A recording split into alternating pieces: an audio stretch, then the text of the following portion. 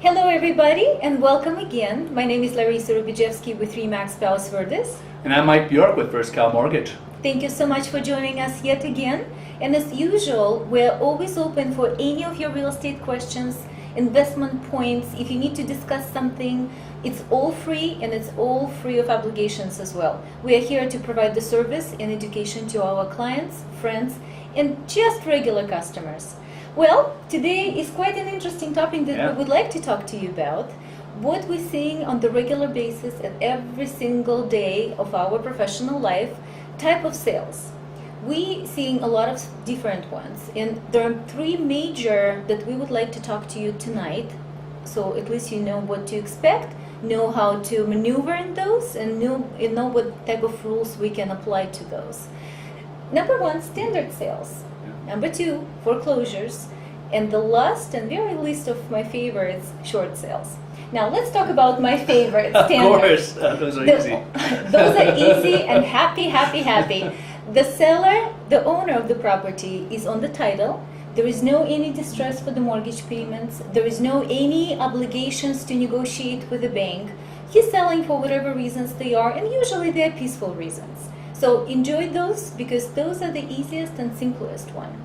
Now, Mike, talk to us a little bit more about the standard sales and how banks are treating them. What type of down payment, what type of FICO score you're seeing and requesting? Well, you got for example, and you have the regular FHA and regular conforming. You can put less money down. You can go as little as 3% down. 3% down on even conventional. They'll go as low as long as you have great FICOs, great reserves, your debt to income ratios are low.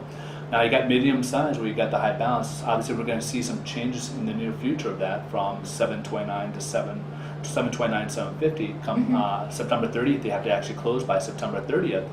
Drop down to 625, 500. So, guys, really important to remember. September the 30th or after that will bring us a lot of changes in this market, I think. Yeah, and even FHA is talking about maybe raising their minimum down payment requirement to about 5%. So that may happen as soon as this fall as well. So those are different things we're kind of maneuvering through a little bit here. And then the high end, you got the jumbo market, and you could be anywhere between 20 to 30%, and the higher the loan amount comes, sometimes it's as much as 50% down payment, because maybe you're buying a $5 million home and you need to put 50% down or approximately. So it depends on what you're looking for. But you know what, people do have options in comparisons to, let's say, a year and a half, even 2 years ago. You're definitely in the more friendly lending environment, my feeling. Is it right? Yeah, I think so. We even have partnerships with different niche areas. Like, for example, at the high end, we have it. So we have like that pledged asset. I mean, we've talked a little bit about that, where you have money, but you just don't want to touch that money, and you want to be able to keep it in your accounts and raising interest or giving a rate of return. You pledge that, you just don't touch it, and you can put as little as 10% down and have approximately about 30% of that money into an account, but you just don't touch that money until maybe you gain enough appreciation and do maybe another appraisal future down the line, and then or you put money into it. So depending on what your circumstances are, but it's called a pledged asset, and we can go up to at least $5 million on that type of program. So it's a nice program. Very nice one. Yeah. Now let's talk about foreclosures, or commonly known as REOs. Situation when the owner is gone, the bank is the seller, and for some weird reason, banks have a tendency not to live at the property, meaning that the property condition might be quite challenging, number one.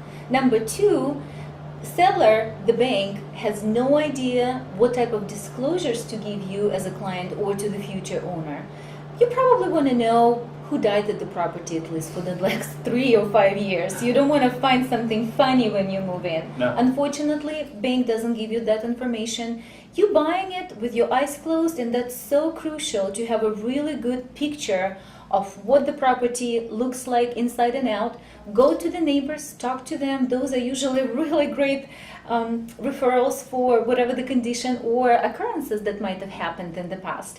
Now, let's say I see REOs and they're usually in a horrible shape. You're missing all sorts of things. How do you as a lender treat that? Well, first of all, we have to find out, is the property even habitable? And then the second thing is there any additions or these type of things that maybe went unpermitted? Because most loan programs won't allow anything without permits on the property if they had anything done to the property.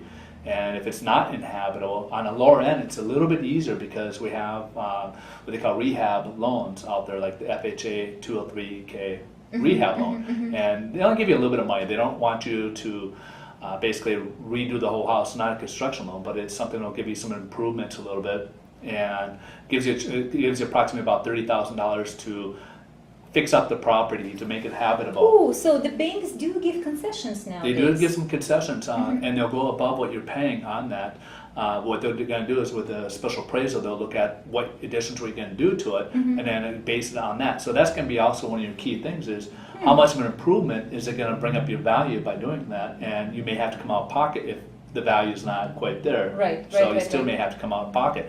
It can be costly, so you're dealing with higher interest rates, plus they have different fees attached to that, so it can be a little bit more costly. Most ideally, my recommendation is if you have the cash, get as little down payment you can, put that cash, use it towards labor, maybe go to somebody like a Home Depot or like for the home improvement. Yeah, home improvements, and give you some type of good discounts or terms. Many times it's interest-free on some of their appliances because they're trying to move kitchen appliances and such down the line.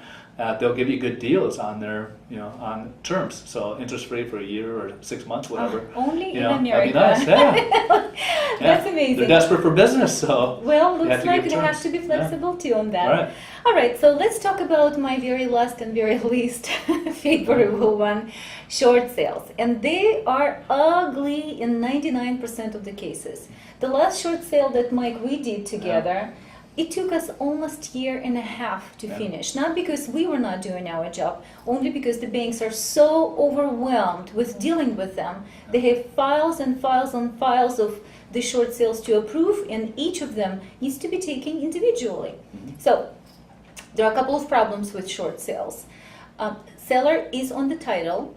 However, the bank needs to approve your price, the buyer, whoever you would like to buy it for, because the value of the property is so much lower than what they owe against the property. So the bank just have to really digest whatever the difference is. Sometimes it's less than we would expect, and that's why it gives us a really big challenge in terms of, number one, waiting time, and number two, a big question mark, what the bank would agree to sell this property to you. And again, in all cases, there is three problems with the property and with the whole situation. Number one, the seller is broke. There is no concessions. He's going under huge survivorship. There is a lot of trouble. Most likely, there is no money, so no concessions. You buying the property really as is. Number two, the seller is broke. Yeah. There's no way around that. Too bad, and unfortunately, that kind of shows his faith in terms of disclosing things. It's pretty much the same as the foreclosure disclosures. They're not very willing to work with the buyer only because they just don't care anymore. Number three, Mike. He's broke. Yeah. That brings a lot of challenges as well for the property condition, because most likely it's going to be deferred maintenance all over the place, and you have to be ready to buy it as is. Now, the same situation with short sales versus foreclosures in terms of the lending practices, or they a little bit better or worse? What is the a lot of it comes down to what because you're dealing with the banks. You're, in a sense, you're almost kind of dealing with a bank that's almost the seller in this case, because they have to approve everything. And because of that, sometimes the banks are slow, as we experience, and signing, giving you those approvals. Now, once they put it into your court, they want you to act like immediately. But when it's back into their court, they take their time. And that brings a lot of challenges in terms of the interest lock. I think you have like 60 days. We can go up to 60 days, But sometimes short sales approvals, sometimes they take months years. And years. So that's ugly, and you have to be really patient, and you really have to know what you're doing. Again, time commitment is the most important one, but again, you have to calculate your money and make sure maybe you need to go and look for something else more friendlier in terms of your investing. What else? Well, simply say, short sales are here to come. We're going to see more and more of them as we go along, and so we're going to see more of those type of transactions on the market. There's no way around it.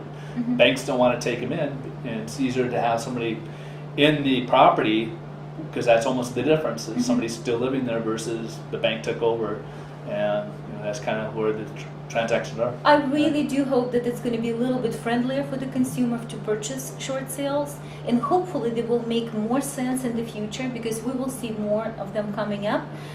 Maybe the banks will be more cooperative on the taxes to pay on behalf of the seller. Maybe they will be more flexible with the concessions, at least for the term might work, because usually they don't. Unlike foreclosures or standard sales, that's really a nature of the beast. Anyhow, it's all about money, right calculations, and right timing. And we're here to help you with all three of that. Please do contact us at any moment. We look forward to hear from you. Again, if not for the business or referrals, if you would like to talk to us or find out more information about what we're seeing and going through on a daily basis, do call 310-387-1414. And I'm 310-694-3544. Thank you very much for joining us, and we'll see you next time very soon. Thank you. See you later. Bye.